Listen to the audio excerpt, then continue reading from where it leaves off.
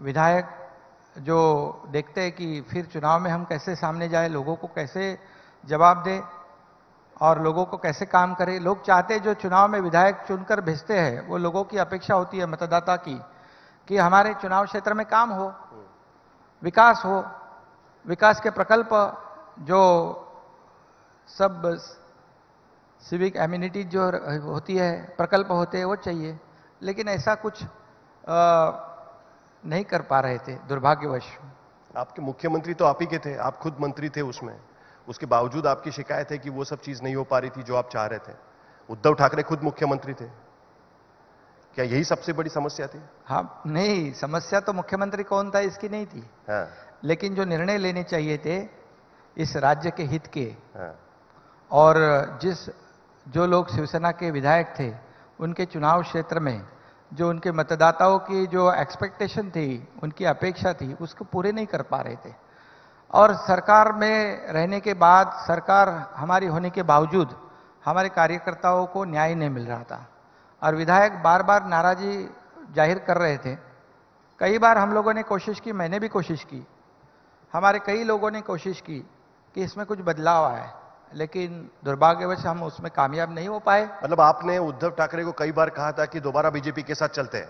बिल्कुल, natural alliance हमारा था ना, वो जो नेचुरल अलायंस था वही लोग भी चाहते थे, जनता भी चाहती थी और हम लोग भी चाहते थे।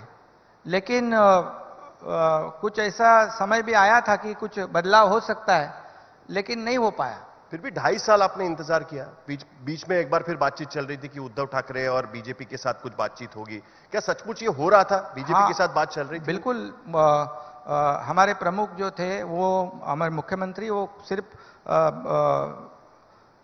मतलब जब दिल्ली मोदी जी को भी मिले थे और उस वक्त भी कोशिश चल रही थी, लेकिन कर नहीं पाए। यही तो राज्य का दुर्भाग्य है और इसलिए जो होना था हो गया, क्योंकि हम लोगों ने कुछ ऐसा वैसा गलत काम किया नहीं। क्योंकि जिनके साथ हम चुनाव लड़े थे, जो लोग चाहते थे, जो लोगों का मैंडेट था कि Shiv Sena BJP natural alliance party है और पिछले 25 सालों से यहां पर महाराष्ट्र में साथ साथ में काम करते हैं, और जो बाला साहब भी चाहते थे। अभी बाला साहब क्या चाहते थे? बाला साहब चाहते थे, जब उनका, मैं आपको भी पता है कि उनका एक वक्तव्य था, स्टेटमेंट था कि मुझे एक दिन प्रधानमंत्री बनाओ, कश्मीर का धारा 370 मैं रद्द करूंगा, अयोध्या में राम मंदिर बनाऊंगा। ये उनकी सोच थी। तो अभी कौन बना रहा है? ये तो अभी धारा 370 ये देश के आदरणीय प्रधानमंत्री मोदी जी के मार्गदर्शन में, नेतृत्व में हमारे गृह मंत्री, यूनियन होम मिनिस्टर अमित भाई शाह जी ने किया। राम मंदिर का निर्माण शुरू हुआ। तो हम लोगों ने कहा गलत किया है? जो बाला साहब चाहते थे वही तो हम लोगों ने किया है। लेकिन उद्धव ठाकरे का यह कहना था कि आप कह रहे हैं कि ठीक है कि 2019 में आपने साथ में चुनाव लड़ा, उसके बाद आपको मैंडेट मिला, सरकार आपकी बननी चाहिए थी, लेकिन उनका यह कहना था कि एक बातचीत उनकी हुई थी अमित शाह के साथ में, और उसको लेकर अभी भी थोड़ा सा अनबन चल रही है थोड़ी बहुत, कि उस बातचीत में क्या हुआ। उनका यह कहना था कि उन्हें वादा किया गया था कि 2.5 साल शिवसेना का मुख्यमंत्री बनेगा, 2.5 साल बीजेपी का मुख्यमंत्री बनेगा, जो भी मंत्रिमंडल बनेगा, सत्ता का जो डिस्ट्रीब्यूशन होगा वो 50-50% का डिस्ट्रीब्यूशन होगा। उनकी बात को ठुकराया गया, इसके लिए उनको यह करना पड़ा। दूसरी बात, आप खुद भी जानते हैं, आप खुद उस देवेंद्र फडणवीस के मंत्रिमंडल का हिस्सा थे, आपको भी पता है कि तब शिवसेना और बीजेपी के बीच में किस तरीके के रिश्ते थे। उनका यह कहना था कि उनके साथ में दम घुट रहा था, अलायंस नेचुरल खत्म हो गया था और अलायंस सिर्फ सत्ता के लिए बन गया था, इसके लिए उनको सत्ता से दूर जाना, उनके साथ सत्ता नहीं करना यह जरूरी हो गया था। तो उनका कहना है कि वादा खिलाफी बीजेपी ने की, इसके लिए हमको कांग्रेस एनसीपी के साथ जाना पड़ा। आपको बताया था उद्धव ठाकरे ने कि 2.5 साल का मुख्यमंत्री पद? उन्होंने बताया था कि ऐसा हुआ था, लेकिन वहां पर कोई नहीं था, वो थे और अमित भाई थे। और जब ये मैंने भी कहा, फिर अभी जो हुआ 2.5 साल तो हो गए, अभी हम लोग दुरुस्त करते, जो 2019 को करना चाहिए था दुरुस्त कर देते हम, फिर से हमारे नेचुरल अलायंस पार्टनर के साथ जुड़ते हैं हम लोग। आप कह रहे थे कि कांग्रेस एनसीपी के साथ में 2.5 साल मुख्यमंत्री पद होने के बाद बीजेपी के पास चले जाएंगे? 2.5 साल से पहले जब ऐसी बात होने लग गई, हमारे विधायक जो है एमएलए नाराज हो रहे थे, वो मेरे को आके मिलते थे। एक ही तो सुनवाई की जगह थी, एकनाथ शिंदे, अभी सब आते थे, अपनी दुखड़ा सुनाते थे मुझे, मैं सुनता था।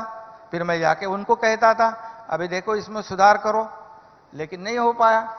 फिर उसके बाद में जब मैं ये सब जो हुआ है, देखिए ये छोटा, आप जानते हो कितना ये जो कदम उठाया है, लोग अपोजिशन में से रूलिंग पार्टी में जाते, हम लोग रूलिंग पार्टी में थे। मैं मिनिस्टर था, मेरे साथ 9 मिनिस्टर थे। ऐसा कभी दुनिया में देखा है कि रूलिंग में से अपोजिशन में जाने का कभी सुना है कोई? लेकिन ये क्यों हुआ?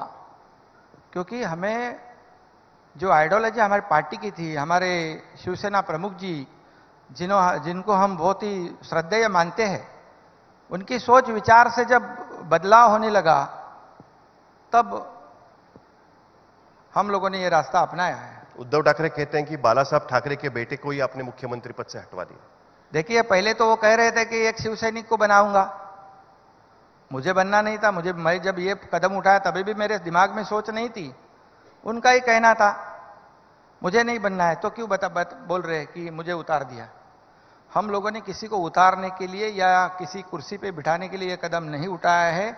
इस राज्य के हित के लिए, इस राष्ट्र के हित के लिए और लोगों की, जनता के जो मैंडेट था उसका रिस्पेक्ट करने के लिए हम लोग ने ये कदम उठाया है। नहीं, लेकिन आमतौर पर यह देखा गया है कि बीजेपी के साथ में जो भी अलायंस पार्टनर्स हैं वो बीजेपी के साथ खुश नहीं रहे। वहां पर हमने देखा कि जनता दल यूनाइटेड बीजेपी से दूर हटा, अकाली दल बीजेपी से दूर हटा। हमेशा बीजेपी के साथ ये दिक्कत रही है, इस तरीके से कहा जाता है। शिवसेना के साथ भी यही दिक्कत थी, आपका कई बार बीजेपी के साथ झगड़ा हो चुका है।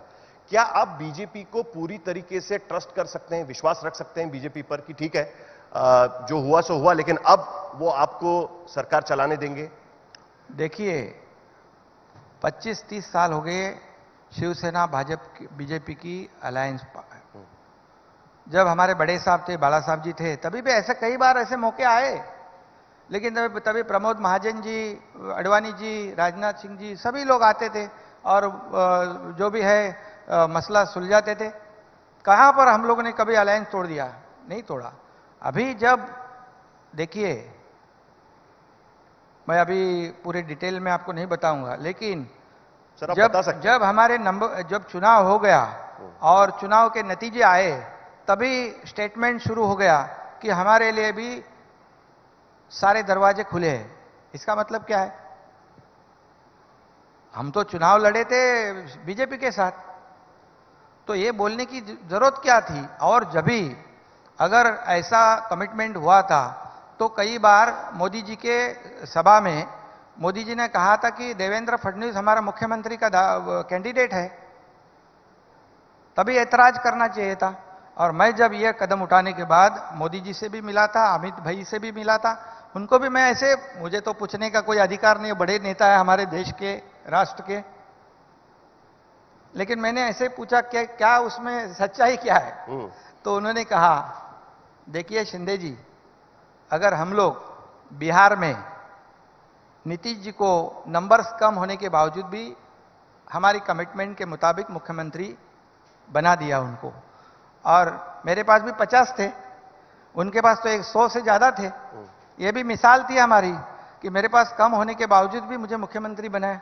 वो बोले अगर समझो हम कमिट करते तो एक राज्य हमारे लिए कोई बड़ी बात नहीं था, हमारे पास तो पूरा देश है, तो हम क्यों ऐसा करेंगे? हाँ, सरकार सत्ता जो है, मिनिस्ट्रीज है, बिल्कुल हम लोग जो 50% जो है या उससे ज्यादा भी वो मांगे, कोई इतराज नहीं था। क्या आपको अभी कमिटमेंट किया था कि आपको चीफ मिनिस्टर बनाएंगे जब आपकी ये बगावत हुई? बगावत में तो मत कहो, ये रिवोल्ट है, ये उठाव है, क्रांति है। ये मैं कहूंगा कि ये जो है ये कोई कैसे सिचुएशन में हुआ है, ये कैसी परिस्थिति में हुआ है, ये दुनिया ने देखा है।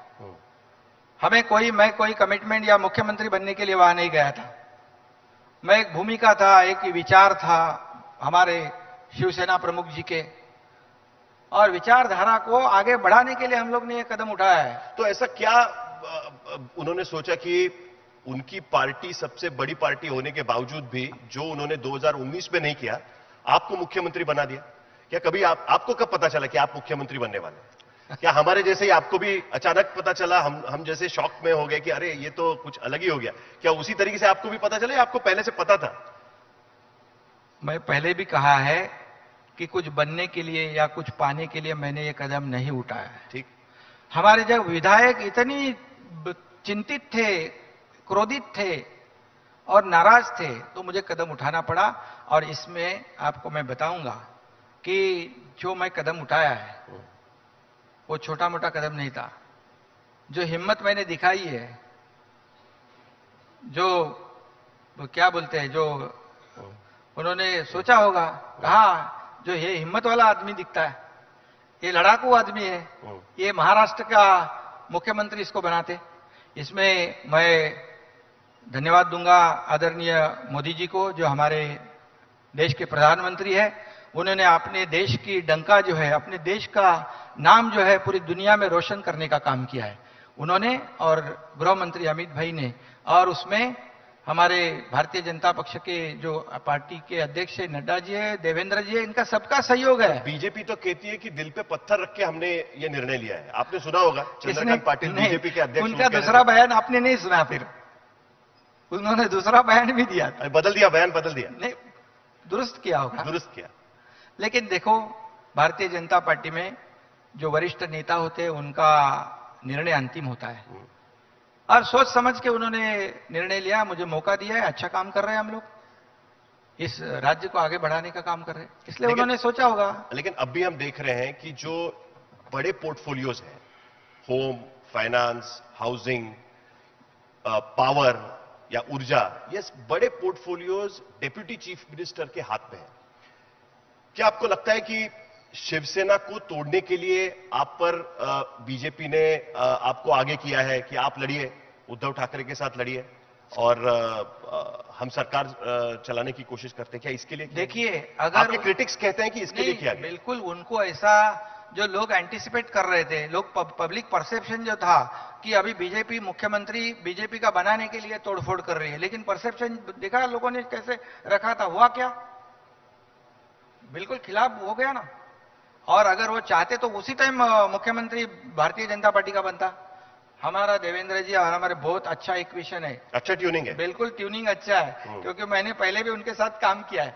वो एकदम 5 साल का उनको मुख्यमंत्री के रूप में उन्होंने काम किया है, अच्छा एक्सपीरियंस है, और उनके अनुभव का फायदा आज हमें हो रहा है तो ये सरकार चलाने में। तो ये डबल इंजन की सरकार है या ट्रिपल इंजन की सरकार है? आप भी है, देवेंद्र जी भी है। अभी बिल्कुल डबल भी है और दिल्ली भी साथ में है, सपोर्ट कर रही है।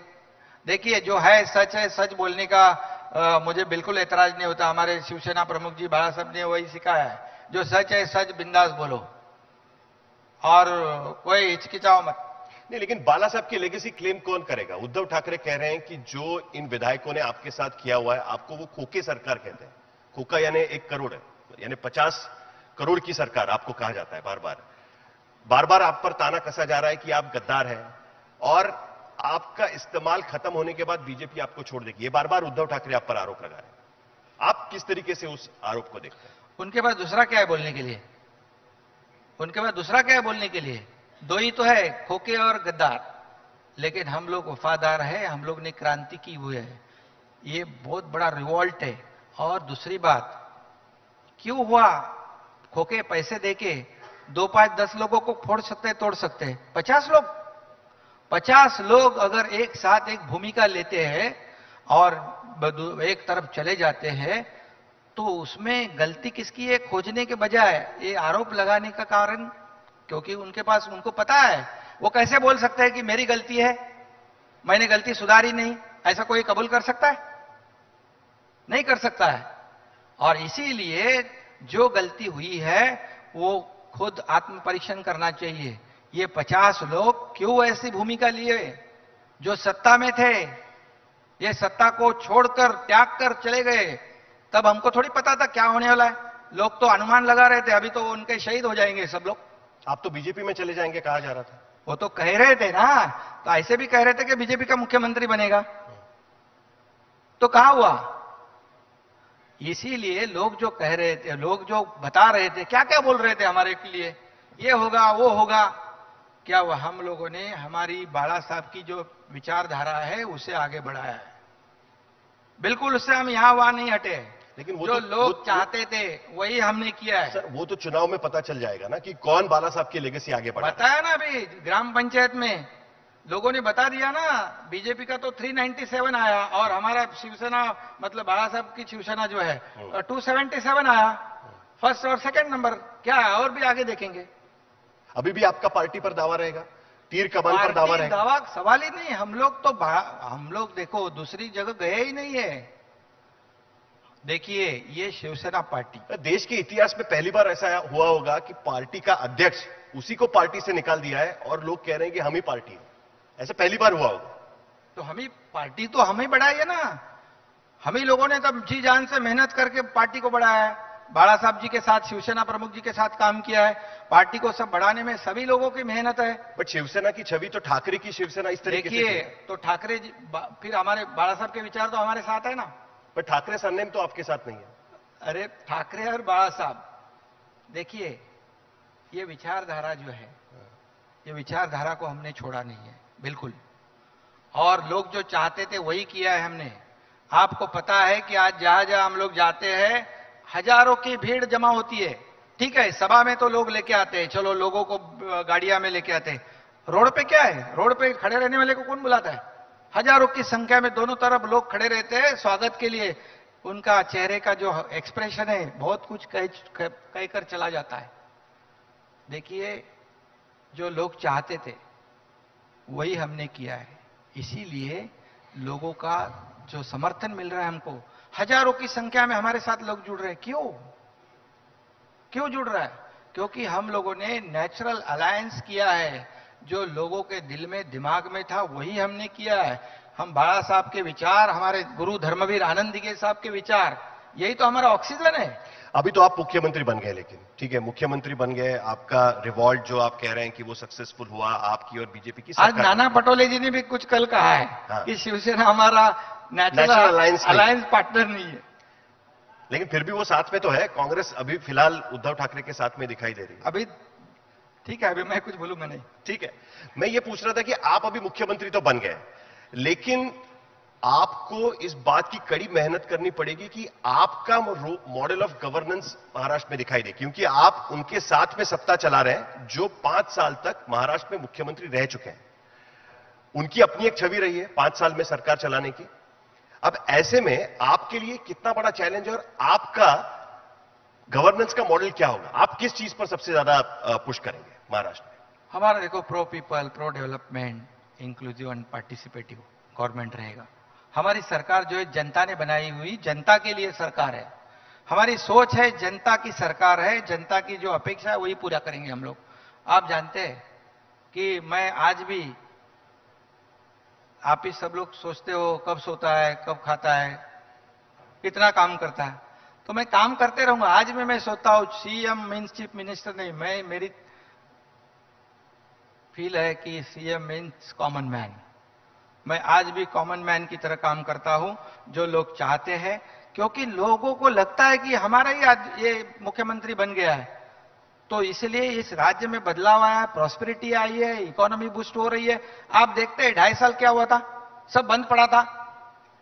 हम आने के बाद में सब शुरू हो गया। वो तो क्लेम करते हैं कि 6 लाख करोड़ का नहीं, सुनो इन्वेस्टमेंट आया है। नहीं बिल्कुल, अभी तो मैं आपको त्योहार का बोलूंगा। लोग बोलते हैं अरे त्योहार मनाने लगे, त्योहार की भी जरूरत है लोगों को। अरे मन प्रसन्न होना चाहिए, लोग खुशी होनी चाहिए। अभी 2.5 साल क्या सब बंद पड़े थे, गणपति हो गया, नवरात्र हो गया, दिवाली हो गया, जोर शोर। कोविड की स्थिति थी। अरे कोविड सब, बाकी जगह कोविड नहीं था क्या? ठीक है, लेकिन देखिए जो लोगों को चाहिए वो भी करना चाहिए। और आज चाहते देखते हैं आप जो हमारी अर्थव्यवस्था है उसमें बदल रहा है, लोग खुश हो रहे हैं, लोग रास्ते पे आ रहे हैं, सब कुछ कर रहे हैं, घूम रहे हैं। अभी मुझे किसी ने कहा मुंबई बहुत बड़ा, मुंबई में आकर खुशी हुई हमें, क्या है? नहीं, लेकिन ये भी तो सच्चाई है ना कि आज देश में जीएसटी कलेक्शन में महाराष्ट्र का सबसे बड़ा हिस्सा है। 23% जीएसटी कलेक्शन महाराष्ट्र से होता है। उसके बावजूद भी हम क्या देख रहे हैं कि 2 बड़े प्रोजेक्ट्स महाराष्ट्र के हाथ से चले जाते हैं, गुजरात के पास चले जाते हैं। इसका आप क्या जवाब देंगे? और आपकी सरकार आने के बाद ये प्रोजेक्ट चले गए, इस तरीके से आरोप लगाया जा रहा है। 2 बड़े प्रोजेक्ट, एक वेदांता फॉक्सकॉन का प्रोजेक्ट था, सेमीकंडक्टर पॉलिसी का पहला प्रोजेक्ट इंडिया में आ रहा था। दूसरा प्रोजेक्ट जो टाटा एयरबस का प्रोजेक्ट था जो नागपुर के लिए कोशिश की जा रही थी वो भी गुजरात चला गया। आप ही बताओ मुझे, क्या 2-3 महीने में इतने बड़े बड़े प्रोजेक्ट आते हैं और जाते हैं क्या? 2-3 महीने में?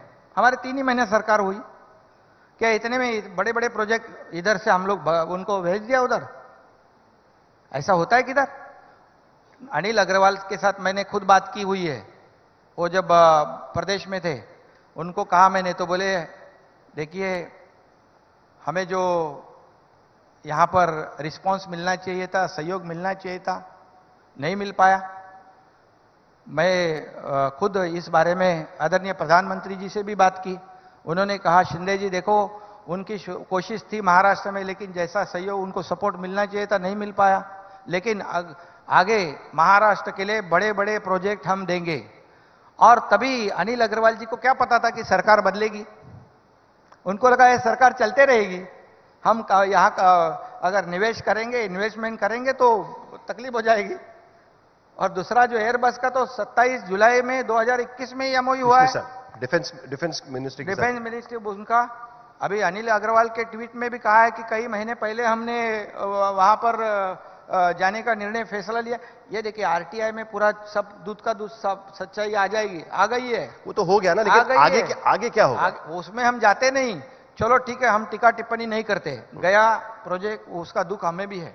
और प्रधानमंत्री जी से हम लोगों ने रिक्वेस्ट की है कि इस महाराष्ट्र में अच्छा इंफ्रास्ट्रक्चर है, पोटेंशियल है, स्किल्ड मैन पावर है, सब कुछ है, हमारे यहाँ बड़े बड़े प्रोजेक्ट आप देने का काम करो।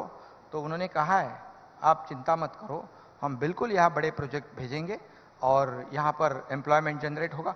अभी आपको मैं बताऊंगा, जो हाई पावर कमेटी की मीटिंग जो है, पिछले सरकार ने 18 महीने नहीं ली थी, हम लोग ने तुरंत ली। 10 कंपनियां थी, उनको 25,668 करोड़ का उन्होंने इन्वेस्टमेंट कमिट कर दिया, काम शुरू हो जाएगा। 18 महीने में हाई पावर कमेटी नहीं। आदित्य ठाकरे तो कह रहे हैं कि डवोस में उनकी बात हुई थी अनिल अग्रवाल के साथ में, वो कह रहे थे कि हम तो यहां आने वाले हैं। एमओयू तो बहुत हो गए, लेकिन उनका इंप्लीमेंटेशन भी होना जरूरी है। तो आप ये वादा करते हैं कि अब इसके आगे जो एमओयू होगा उसका इंप्लीमेंटेशन भी हो जाएगा? अब तो गुजरात के चुनाव तो हो जाएंगे। 100% होगा। अभी मैं कल का ही बात बताऊंगा, बताऊंगा। लोग तो आरोप लगाते हैं कि गुजरात चुनाव की वजह से जा रहे थे। देखो आरोप उसमें मैं जाता नहीं, आरोप का जवाब तो मैं काम से दूंगा। ये जो बीकेसी की एक जमीन थी, वो कई बार उसका टेंडर निकला, वो क्यों नहीं आ रहा था इन्वेस्टर? अभी हम लोग ने कोशिश की, तुरंत 2,000 करोड़ 2,500 करोड़ उसका इन्वेस्टमेंट हुआ है। वहां पर 5-6 हजार लोगों को नौकरियां मिलेगी। क्यों? पॉलिसी चेंज हो गई, पॉलिसी पैरालाइज हो चुकी थी, हम लोग ने बदलाव लाया है। सेंट्रल बिजनेस डिस्ट्रिक्ट का हम लोग ने अनाउंस किया अभी, अर्बन डेवलपमेंट ने, फॉरेन इन्वेस्टमेंट आएगी। तो ये देखो, हम लोग पूरी कोशिश हमारी है। विपक्ष पूछ रहा है कि वो समृद्धि हाईवे जो आपका पेट प्रोजेक्ट है मुंबई नागपुर वाला, वो कब खुलेगा? क्यों नहीं उसका उद्घाटन हो रहा है? खुलेगा, अभी पूरी तैयारी में है, खुलने की तैयारी। समृद्धि हाईवे आपको मैं बताऊंगा, सिर्फ हाईवे नहीं है, ये एक गेम चेंजर प्रोजेक्ट है। 700 किलोमीटर की दूरी का ये प्रोजेक्ट है, जिसको 15 घंटे लगते थे, आज 6 से 7 घंटे में ये सफर लोग ट्रेवल करेंगे। और वहां पर 18 से 20 नोड बना रहे हैं, टाउनशिप होगी, ग्रोथ सेंटर होंगे, लॉजिस्टिक पार्क होंगे, नॉलेज सिटियां होगी, एम्प्लॉयमेंट जनरेशन होगा, सब होगा। सिर्फ किसान लोग खुश हो गए, समृद्धि हो जाएगी, प्रोसेसिंग यूनिट हो गए। ये तो गडकरी जी की भाषा बोल, मल्टीनेशनल कंपनियां वहां आएगी। गडकरी जी का क्या बोले? अब मैंने कहा गडकरी जी की भाषा बोल रहे हैं। गडकरी जी हमेशा गडकरी जी कर रहे हैं ना, एमएसआरडीसी उनके पास था पहले, जो मेरे पास है, और जो डिपार्टमेंट मेरे पास था वो तो पूरी तरह खत्म हो चुका था। गडकरी साहब ने तो उसको आप बहुत ऊंचाई पे लेके गए थे, लेकिन पिछले पीरियड में सब खत्म हो चुका था। मुझे वो सौंप दिया। फिर देवेंद्र जी ने मुझे मौका दिया, जब वो मुख्यमंत्री थे, मैं एमएसआरडीसी का मंत्री था, वो काम करने का मौका दिया, तो रिकॉर्ड टाइम में लैंड एक्विजिशन किया हम लोग ने, और 55,000 करोड़ की लागत से वो जो प्रोजेक्ट है अभी शिरडी तक खुल जाएगा, और उसके बाद अगले साल में पूरा क्लियर हो जाएगा। वो एक इस पूरे, अब वहां देखो अभी इंडस्ट्री किधर है, थाने, रायगढ़, पुणे, नासिक, संभाजीनगर, बराबर। अभी ये हाईवे के वजह से जेएनपीटी नजदीक आ गया, ड्राईपोर्ट नजदीक आया, कनेक्टिविटी हो जाएगी, लोग आए जाएंगे, गाड़ियां चलती क्या, मैं चलाया गाड़ी उस पे, एकदम बिल्कुल पेट का पानी भी नहीं हिलता है सर, वर्ल्ड क्लास रोड है। ये बनाया तब विरोध किसने किया था? आप बता दीजिए किसने किया? क्यों बताऊं मैं, जिनको पता है सबको क्या है। लेकिन तभी से आपका और फडणवीस, देवेंद्र फडणवीस का अलायंस चल रहा है। पहले से है ना, हम लोग साथ में है ना, हम लोग, वो भी एकदम प्रोएक्टिव है।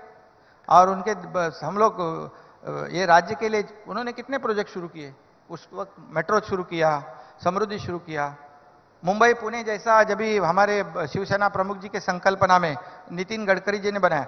आप जानते हो मुंबई पुणे पहले बनाया, उसके ऊपर आरोप लगाया 55 फ्लाईओवर क्यों बनाया, कौन जाएगा उसमें। लेकिन आज Mumbai Pune daily up down कर, मोपलवार इधर बैठे शिंदे जी, एक ही मिनट, हाँ। वहां पुणे में आईटी पार्क हो गया, ऑटोमोबाइल इंडस्ट्री आ गई, रियल इस्टेट बूम हो गई, सर्विस इंडस्ट्री आई। तो हम लोग अभी मुंबई पुणे में भी मिसिंग लिंक कर रहे हैं। दुनिया का सबसे विड्थ वाला जो टनल है हम बना रहे हैं, लोनावाला लेक में से 200 मीटर नीचे, उसके वजह से पुनः 25-30 मिनट जल्दी पहुंच जाएंगे, घाट सेक्शन पूरा अवॉइड हो जाएगा। वो सब तो क्या कर रहे हैं हम लोग, नहीं कर रहे काम। नहीं, वो सब तो ठीक ही है, लेकिन उसके साथ हम क्या देख रहे हैं कि इतने साल होने के बाद भी मुंबई और आप जहां से आते हैं ठाणे में, सड़क पे तो अभी भी गड्ढे पड़ रहे हैं। आज भी मुंबई में थोड़ी बारिश हो जाती है तो उसके बाद हम देखते हैं कि गाड़ियां ठीक से चल नहीं पाती है। मुंबई पे अभी भी ट्रैफिक जैम की समस्या है। मेट्रो का प्रोजेक्ट तो समय सीमा से आगे चल रहा है, समय सीमा में खत्म नहीं हो पा रहा है। उसको आप किस तरीके से ट्रैक पर लाएंगे? क्योंकि सबसे बड़ा काम तो वही होगा कि अगर मुंबई में जब तक आप इंफ्रास्ट्रक्चर का काम कर रहे हैं, मुंबई के गड्ढे और सड़कें नहीं सुधारेंगे, तब तक आगे का काम कैसे बढ़ेगा? इसीलिए तो बोल रहा हूं, जैसे हम आ गए, पहले तो मैंने चहल को बुलाया, कमिश्नर को, भाई गड्ढे का रोज का क्यों ये सब मीडिया में दिखा रहे, लोगों को तकलीफ हो रही, सब लोगों को परेशानी हो रही, क्या है? तो बोले हम लोग 50-50 किलोमीटर हर साल लेते हैं कंक्रीट करने का। बोले क्यों, पैसे नहीं है क्या? तो बोले है, फिर क्यों रुके पड़े, 500 किलोमीटर के रोड ले लो। 5,500 करोड़ के रोड उसमें ले लिए कंक्रीट करने के। अभी मार्च में जो बचे हैं 413 किलोमीटर के, वो भी लेंगे। मतलब पूरी मुंबई में बिल्कुल सभी रास्ते जो है कंक्रीट के हो गए। 1 साल में, 2 साल में? 2 ऐसा साल कुछ जादू तो नहीं ना, ऐसा कैसे करता है? तो हम दोबारा आपको बुलाएं और आपको पूछें, जो है वो सब नहीं, दोबारा आपको बुलाएं और आपको पूछें कि हुए कि नहीं हुए। दोबारा आप पूछेंगे ना जब आऊंगा, हाँ। तो बिल्कुल आपको बहुत कुछ चेंज दिखाई पड़ेगा। सिर्फ मुंबई में बिल्कुल 100% रोड कंक्रीट के बनेंगे, खड्डे बिड्डे ढूंढने पड़ेंगे फिर आपको। ये मैं जो बोल रहा हूँ सच्चाई बोल रहा हूँ, झूठ बोलता मेरे को नहीं आता है बिल्कुल। और ब्यूटिफिकेशन के ऊपर हम काम कर रहे हैं। आज दिवाली में देखा ना सब लाइटिंग, कभी देखा था आपने मुंबई में? सब लाइटिंग मुंबई में देखा कि नहीं सब लोग? वो तो राज ठाकरे की लाइटिंग थी। अरे वो आजकल आप नए ठाकरे ढूंढ रहे हैं, कहा जा रहा है। ठीक है, शिवाजी पार्क, उद्धव ठाकरे के साथ झगड़ा हो गया तो राज ठाकरे अभी नहीं, बिल्कुल नहीं। शिवाजी पार्क में उन्होंने दिवाली मनाई, दीपोत्सव किया, उसमें मैं भी गया था, देवेंद्र जी भी गए थे। ऐसा वो त्योहार था। लेकिन पूरी मुंबई में देखो, उनके पास जाने में कोई कुछ क्यों तकलीफ होनी चाहिए किसको? नहीं, अभी तो आप जा ही सकते हैं। तो मुझे मैं तो आप जा रहे हैं। देखिए, उनका मेरी क्या पहचान पूरा अभी की है क्या? हम लोग साथ में काम किए हुए हैं। और मुंबई में पूरी चहल को बुला, एक अच्छा दिखा, सब लोग खुश होने चाहिए, दिवाली अच्छी होनी चाहिए, उसने किया तुरंत। आज मुंबई में हम लोग 250 दवाखाने बना रहे, बाला साहब ठाकरे दवाखाने, पूरे राज्य में 700 दवाखाने बना रहे।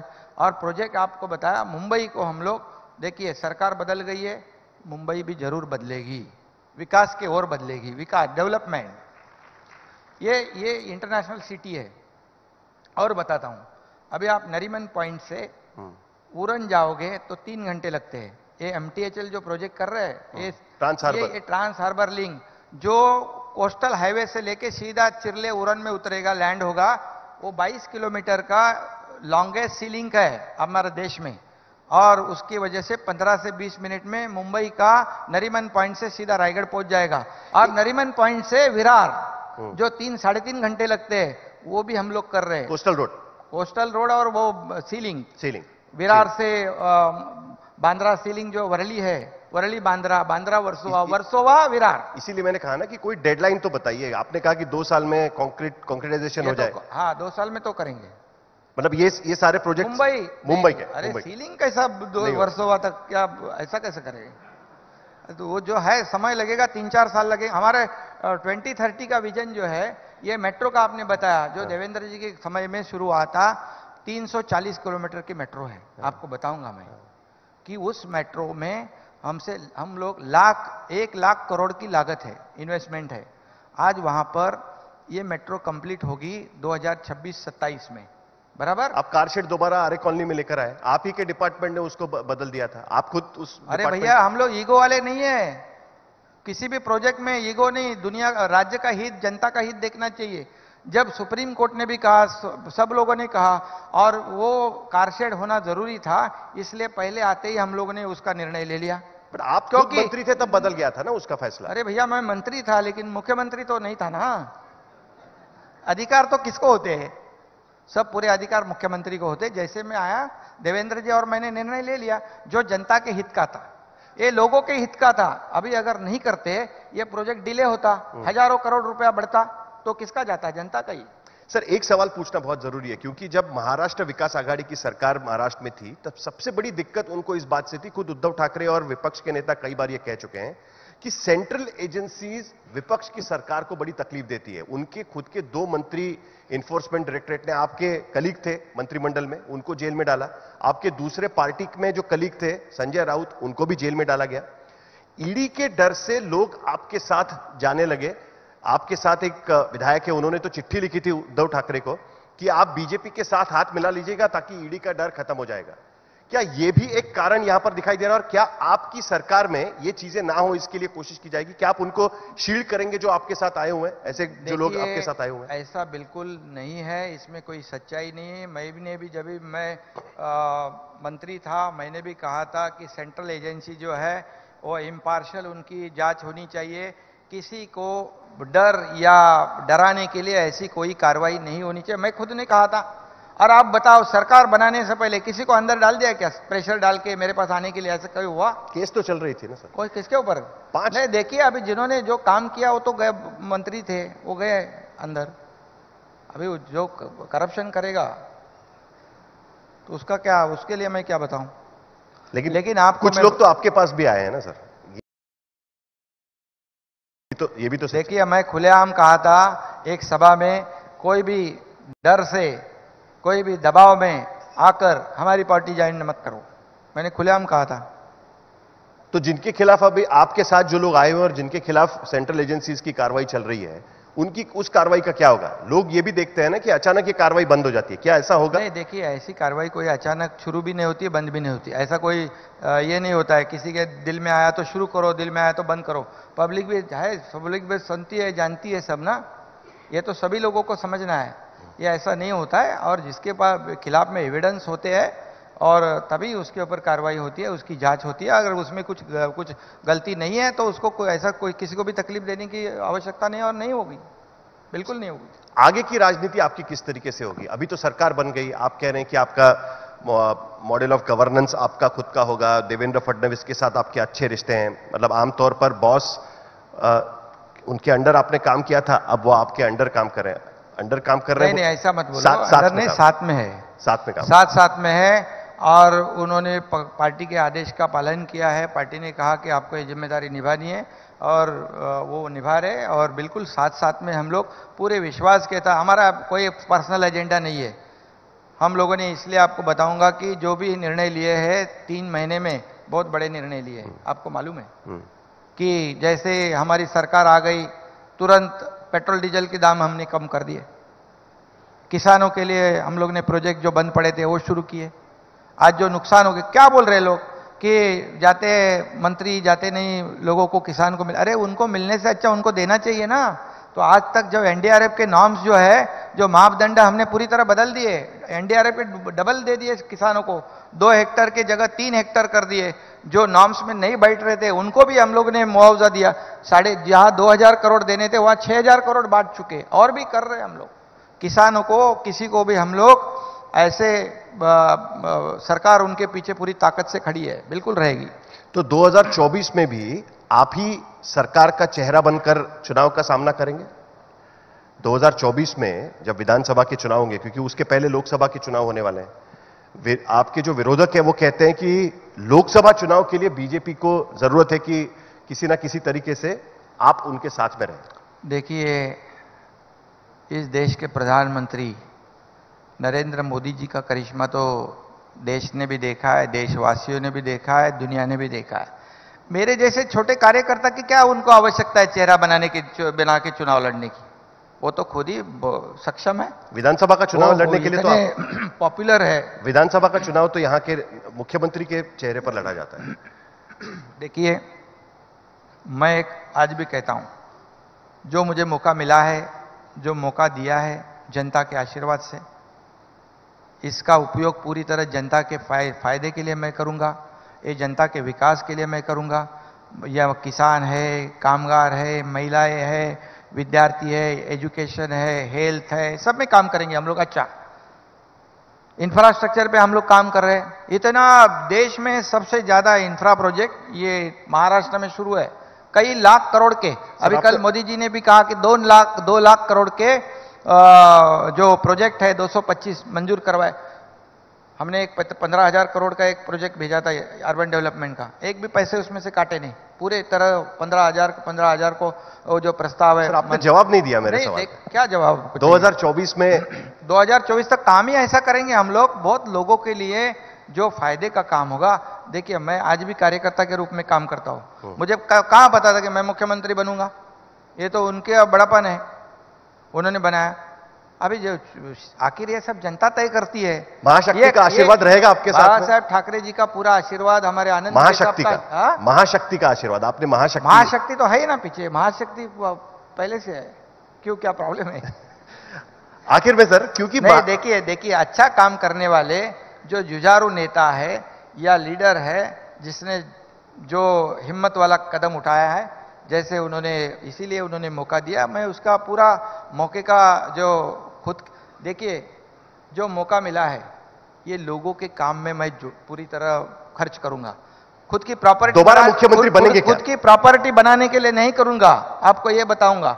इसलिए लोग चाहते हैं कि ये हमारे में से कोई बन गया है मुख्यमंत्री। तो दोबारा मुख्यमंत्री बनेंगे आप महाराष्ट्र? देखिए, वो तो जनता तय करती है ना, ऐसा बोल के थोड़ी चलता है कुछ।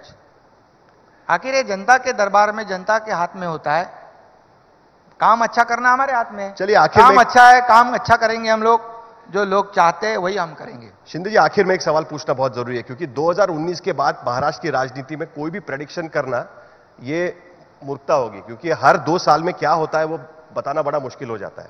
लेकिन फिर भी एक सवाल पूछना बहुत जरूरी है कि क्या महाराष्ट्र की राजनीति में हमने देखा है कि दोस्त दुश्मन बनते हैं, दुश्मन दोस्त बनते हैं, मुख्यमंत्री नेता विपक्ष बनता है, नेता विपक्ष उपमुख्यमंत्री बनता है या मुख्यमंत्री बन जाता है। तो क्या उस तरीके से, जिस तरीके से हमने एआईएडीएमके का देखा कि जयललिता और जानकी रामचंद्रन फ्रैक्शन एक साथ आ गए, टीडीपी के 2 फ्रैक्शंस एक साथ आ गए, हमने देखा आंध्र प्रदेश में, क्या उस तरीके से शिवसेना के जो 2 धड़े बन गए हैं, क्या वो कभी एक साथ आ सकते हैं? देखिए, मराठी में कहावत है जर आणि तर, इफ एंड बट। इसमें कोई वो समय वक्त उसमें जाने से कोई मतलब है। मराठी में ये भी कहते हैं कि राजकारणात काही होऊ शकतं। अभी हमारी शिवसेना भाजपा की अलायंस है, यहां पर हम लोग अलायंस में काम कर रहे हैं, ये मुझे पता है। कोई उद्धव ठाकरे के साथ दोबारा, चलिए साथ में आते हैं, दोनों बाला साहब के ही विचारों को लेकर चलने की कोशिश करेंगे। अभी विचार तो हम लोग आगे ले जा रहे हैं, और इसीलिए तो उनकी विचारधारा के वजह से हमें समर्थन मिल रहा है। तो बाकी लोगों ने सोचना चाहिए क्या है वो। चलिए, एकनाथ शिंदे, आप हमारे स्टेज पर आए। आपने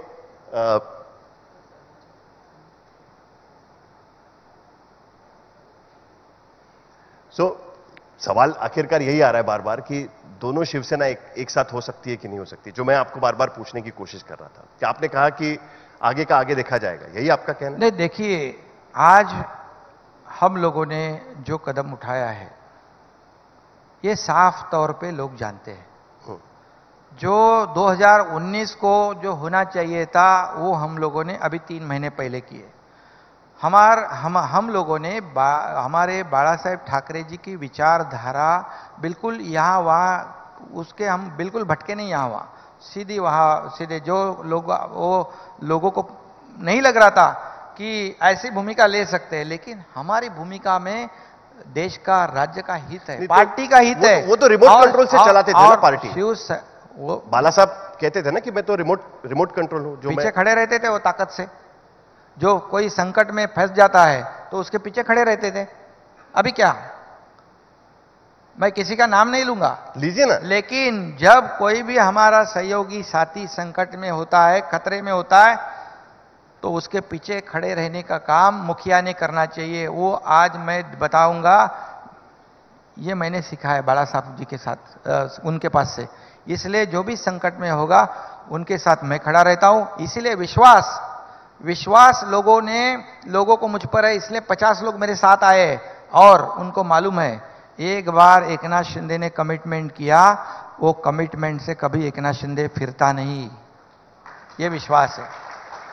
कमिटमेंट करने के बाद फिर मैं खुद की भी नहीं सुनता है। किसी फिल्म में कोई किसी का डायलॉग हो सकता है। तो आपकी अब बीजेपी को कमिटमेंट है कि आप किसी भी हालत में ये गठबंधन नहीं तोड़ेंगे, आप हमेशा उनके साथ में रहेंगे, भले जो भी हो जाए। विचारधारा, आइडियोलॉजी से मैं जो हमारे शिवसेना प्रमुख जी की थी, वही उनकी भी है। उनके जो सपने हैं वो पूरे कर रहे, तो उनके साथ ही क्यों नहीं, साथ ही रहेंगे ना। ये अलायंस जो है, ये विचारधारा वाली अलायंस है।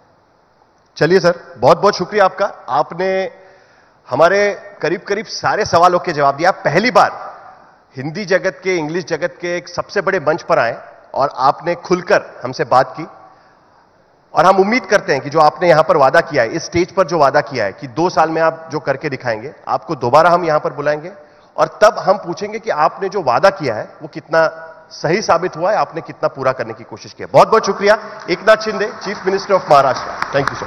धन्यवाद, आपने मुझे मौका दिया, इसलिए इंडिया टुडे और अपना आपके इस प्लेटफॉर्म के लिए मैं शुक्रिया अदा करता हूं। आप सभी, आपकी टीम को मैं बहुत बहुत धन्यवाद देता हूं और सभी लोगों को शुभकामनाएं भी देता हूं। साथ में इस राज्य के हित में जब भी कुछ सुझाव होगा, सजेशन होंगे, नक्की आप करो, उसका सम्मान किया जाएगा। बहुत बहुत धन्यवाद। Thank you sir. Thank you so much, Chief Minister. Could I please request Dr. Seema Saini to come on stage to facilitate the Chief Minister, CEO, NL Dalmia Education. Dr. Saini.